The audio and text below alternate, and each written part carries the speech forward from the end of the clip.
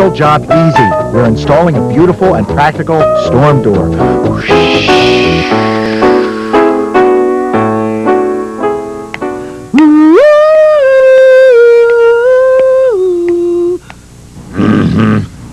Hey, I'm Joe Larario. And I'm Ed Feldman, and where are we? We're in way the heck outsville, Doylestown, PA, countryside galore. And the owner wants to install an energy-efficient storm door on her front door, so... And her name is Christine Urbanski. Let's meet her. Let's go meet her. I love doing this part.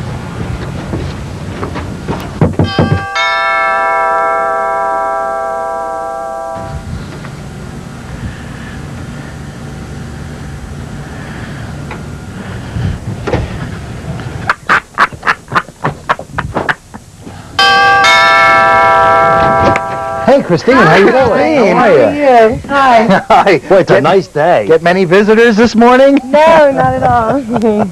So you want to put a storm door on here. Why? Yes, I do. We wanted something where in the wintertime, when it's cool, we could still open the door, get the sunlight in, yet we'd be still insulated. Ah. And in the springtime, something we could swap out the glass for the screen and get a nice breeze. She's got through a the vision. house. Yes. She's got a vision. And you know, when you put a storm door on like the kind we're going to put on, it also increases the energy efficiency of the house at least by 65%. We did a study yesterday and found that out. It blocks the draft. It keeps out elements, not only nitrogen and oxygen, But also salesmen. and Einsteinium and plutonium. And the fuller brush man. It creates an airspace as an insulator in case you want to keep some air as a pet in between the two doors. And of course, as we said, in the warmer months, you put a screen, and you can great. also strain spaghetti through it.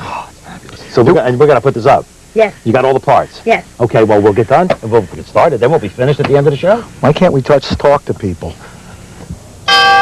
Sounds better since the operation, don't it? Now, before you buy a storm door like the one we're going to put in, you want to make sure that you know the opening of the door. Get familiar with it.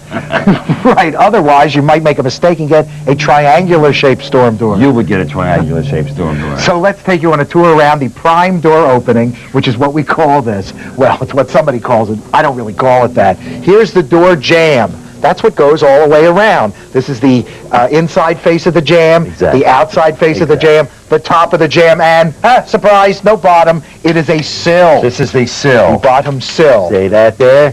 Now we're going to measure this prime door opening.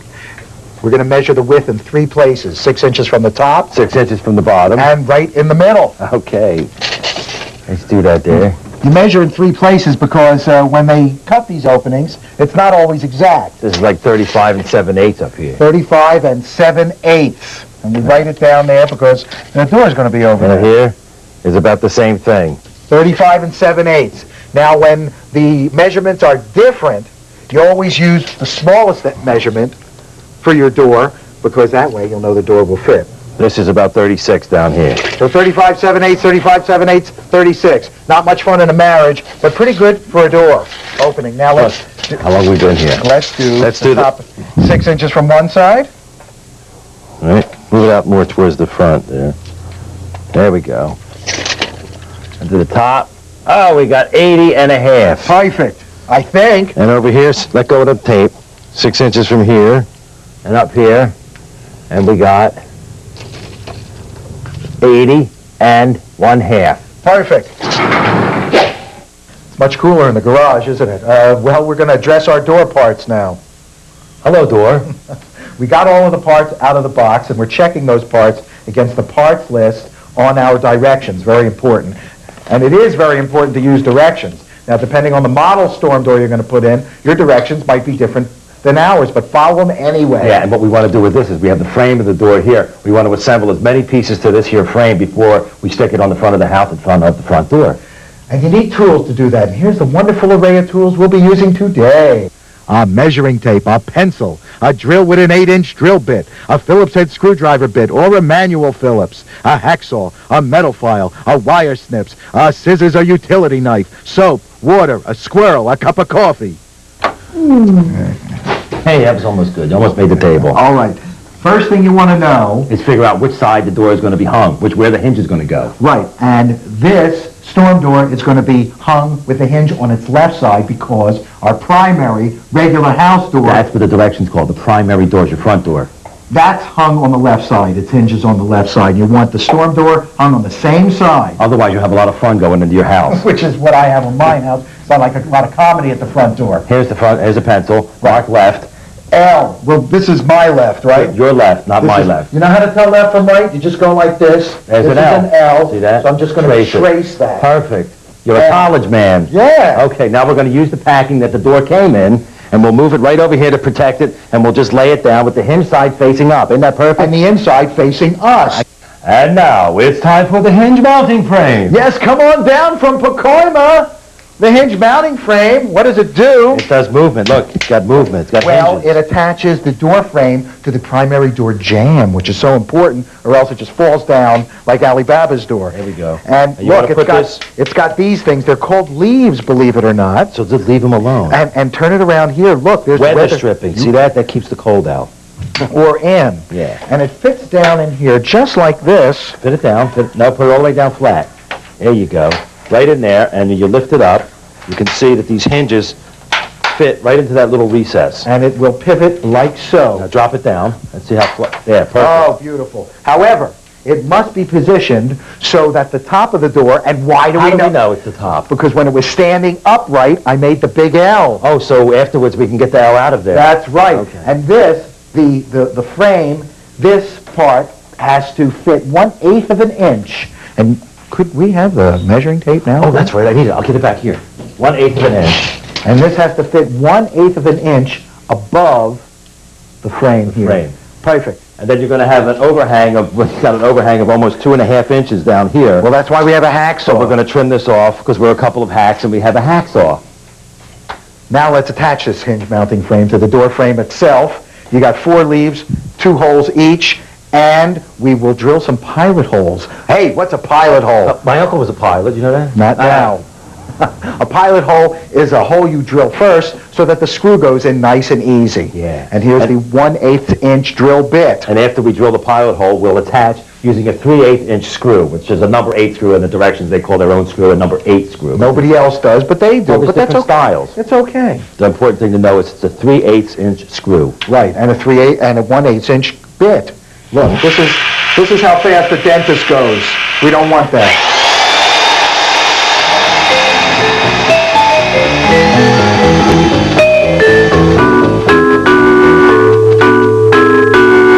When we come back, we'll have this all screwed in, so don't go away. Maybe we'll have it screwed up. File that. Look, remember we told you about this overhang? Well, now it's time to get rid of that. So we got to measure our door from the measurement of the primary door, the front door, which was 80.5.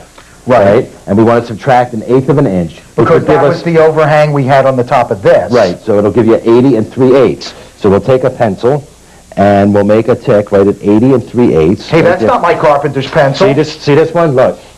See, that pencil rolls. Now, let's go. We're going to take this off with a hacksaw. Do you need a hacksaw? They used to call it a hake saw for cutting fish. For cutting hake. So we'll make Hake is my favorite fish. a little line right here. I'm going to use my finger as a guide. Always use your finger as a guide. As a matter of fact... She used to have 12 fingers, you know. Yeah, let's go. Let's just do this. When cutting metal like this, it's always nice to draw the sword or hacksaw across at once to make a groove. Yeah, now we got it. And now there's often some burrs on that. Look, it still opens too. See? Yeah, but aren't there any Raymond burrs there? Got to get rid of them. I'm just going to show them that because in my back pocket I happen to have the file. Vertical file. It was filed under the file department. We'll just do this. Always file away from the piece that you're filing. And we'll file all these edges. After that, can I use, because I got a hangnail right here. Now what's this? This is the metal expanding sweep. See, this goes on the bottom of the door right here. Wow, it's golden in color. And this is what actually sweeps the threshold or the sill of the door. It seals it from the weather. Now, a couple things you got to see here. This rubber here. See what that is? Show them how that feeds in. See, because it's got a little, it's like a T. It's got a foot at the bottom. You look in there, right in there in the center, it looks like a little T. See? Well, now we have to do this. And that goes right into there. It goes into a channel, and you just feed it right through. Look, you can pull both at once. Well, just give me one. You pull one. Hold the back end of this up. It's a little easier. Pull it all the way through. This is one of those things that you got to do now because you can't do it once the door's on. Now, you pull a little excess off there, and then you take your wire nip. See this? See? All right, now I'm going to crimp the end, see, because you don't want this going back and forth. And the only way that you need some tension in there, so you're going to just crimp it in like that. And these black vinyl pieces that you're trapping in there are actually what's going to hug the floor tight, sweep the floor, and keep nasty cold air out or in, as the case may be. I'll take a scissor. Some people like to use a utility knife. I use a scissor. Just cut that excess off there. Look, this has got to now fit onto the bottom of the door, and it's got to be spread a little bit. Just a little bit. Just a little bit, because it's a little wider. And we'll fit it on now and then screw it in later. Just like about this here. There we go. Two-tone effect. Golden. My Aunt Sophie would love this. It's perfect. Oi, we're going to attach the storm door to your front door or your primary door, whatever you want to call it. And this hinge mounting frame that we just attached to the storm door has to fit flush against the inside door jamb and flush against the top. Up there like that. And we're using the number 8 screws that the manufacturer calls a number 8 screw. It's a 1-inch screw. Here we go. Put this right in there. No need to drill pilot holes. It's a wood frame. Right. Let's get it right in there. And we'll... there we go. Here's some screws. Right through the window. Oh. No, I can't do that. I got to close it before I give you that. Close it. Look, now, close is nice. Now we'll do the outside. Same size screws. Put them on the Phillips head. And say L. Remember the L? L, that means right here.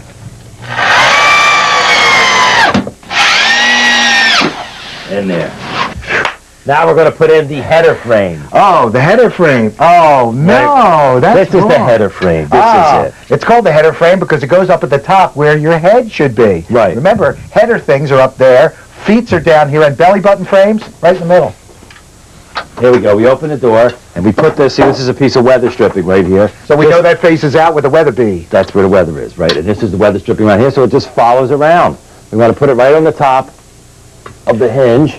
Resting against the top jamb. One end is resting on the hinged mounting frame. Now let's close the door. Close the door. Get the fingers out of the way. They're moving. They're moving. And the only thing you have to make sure about here, other than having a box to stand on, is to make sure that there is a gap, a small gap of about 1/8 to 3/16 of an inch in between the door itself, right here, and the header frame itself. About 1/8 right there? Sure. Screw it in. Okay. And I'll just screw right through my finger.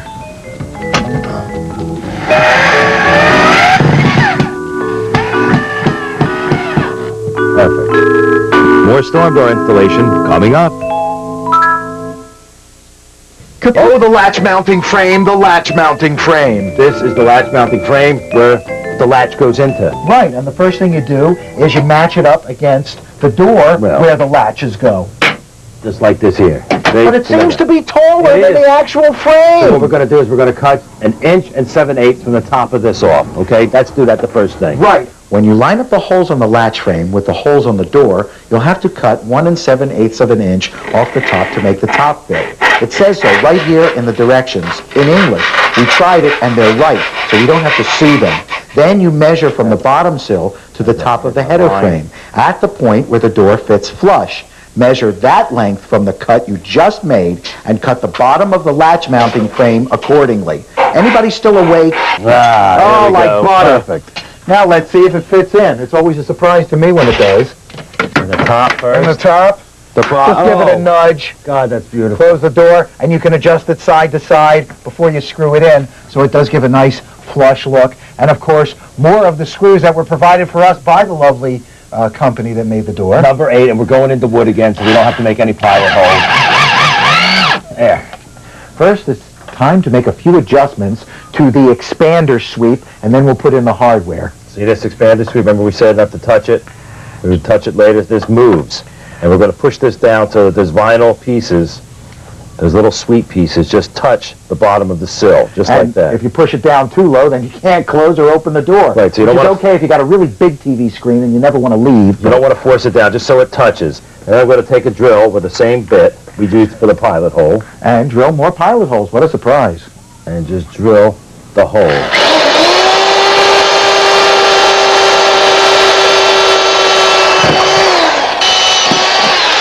And I'm going to use, in this day and age, everybody's using electric, I'm still using the manual. And the 3/8" screws are what we're using. They call them number 2 in the manual. We don't know why. I guess that's so people don't have to measure them. Look, Pop, it works. Oh. Oh, gosh. Look, X-Men. Yeah, Cyclops. This is the latch strike plate. That's where the latch latches. The latch that's going to finally go into here. Eventually. Now, we want to put this right up here. Pre-drills holes there and just line them up with those latch holes. And make sure you have the right side. On here, you can tell with the right side because of the holes are countersunk. Here, the holes are just flush to the back. So when you screw it in, the screws will be nice and flush with the latch strike plate. And we take the little screw and the little screwdriver. The little brass screw. See, that's a 3/8" screw. Put this on here. And we just take it and screw it in. Hurry up, my plane's almost here. I think that's Sky King going by.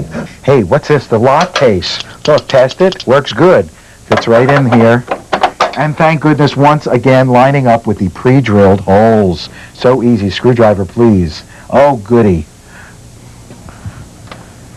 Little brass screws into countersunk holes. I didn't make. Now we'll put on the flat escutcheon, which goes on the inside of the door. It's flat. And it's an escutcheon. Mm-hmm. The flat escutcheon would make it. You know, all this stuff comes with the appropriate screws in its own little bag, so you know which screws to use. Yeah. Look, a deadbolt. It goes right in there on the flat. My uncle's a deadbolt. Now we have to line that up so that there's a hole in the side of the deadbolt that we can capture through this hole with a really long screw. Ain't that fascinating? I'm going to look in there and I'm going to catch it. Catch it and screw it in. Actually, it's not a screw, it's a bolt. Why do I know it's a bolt? Because it doesn't have a pointy head. There's no pernt. Oh, that's going in great. Look, let's test it. Oh, and now what's next? It turns. Look at this. This is the raised escutcheon. Yes. See, it's a raised escutcheon with a shaft. I hear this shaft is a bad Shut your mouth. But I'm talking about shaft. Look. Oh, everything fits in. It's a European handle, just like your aunt does. Now, in order to get to put this escutcheon on the front of the door, we must drill once again with the 1/8". But I think it's so important to make sure that this raised escutcheon plate is straight up and down. Well, it has to be because the shaft is through the hole, so it can't move. Okay. All right. Oh, wait a minute. So let's make some pilot holes.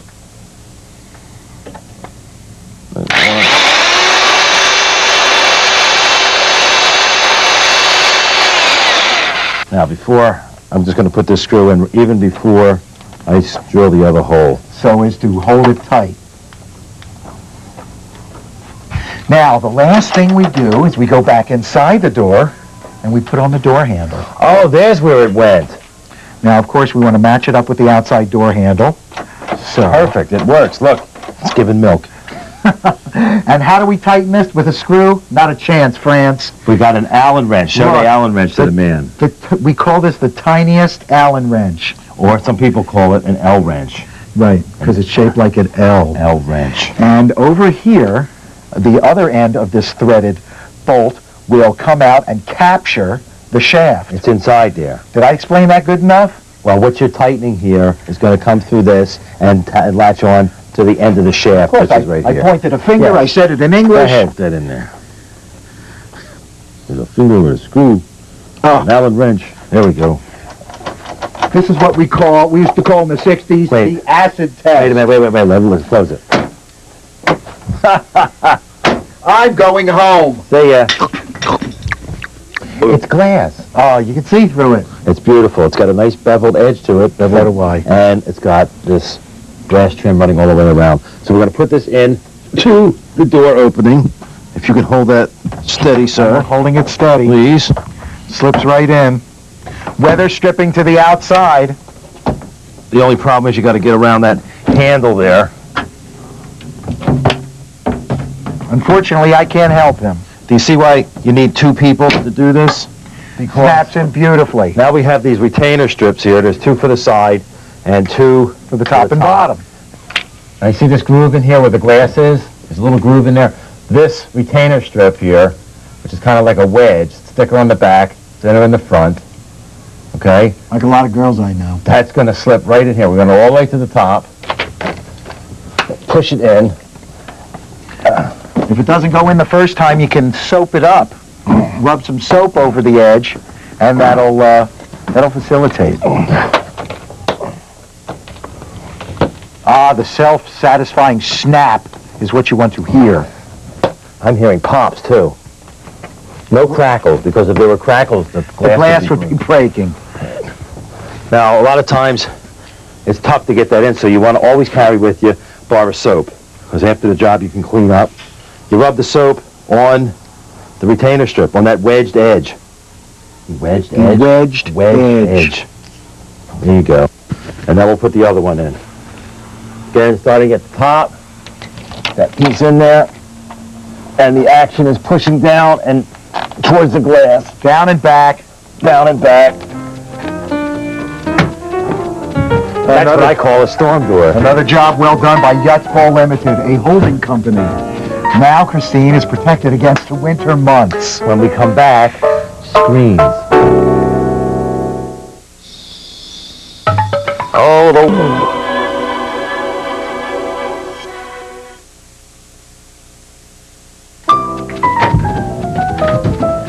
Welcome back. I'm Loretta Young. And I'm Donna Reed. So nice to have you to home. We're back at Christine Urbanski's house. We put in the fabulous storm door. And you know, in the winter months, you need this glass in here. But in the summer months, when it's warm, you want to put the screen in. So that's what we're going to do now. Right.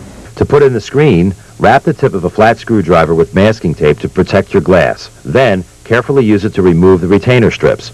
Remove the glass, put the screen in place, then reapply the retainer strips. I'm going to just ring once. For Christine to come out? Stop it. I'm playing Flight of the Bumblebee. You're the kind of light the paper bag on Halloween. Hey, Christine, how you doing? What you think? This is terrific. You like it? It's white, it's gold. A nice simple project. Wow, and that was really quick and easy. Well, I'm quick. And I'm easy. Hey, it's late in the day. We're hungry. Yeah, I can eat a horse. Dinner? Actually, we were going to go out. We are? Oh, boy. Well, we were going to go out. Do We. you guys mind?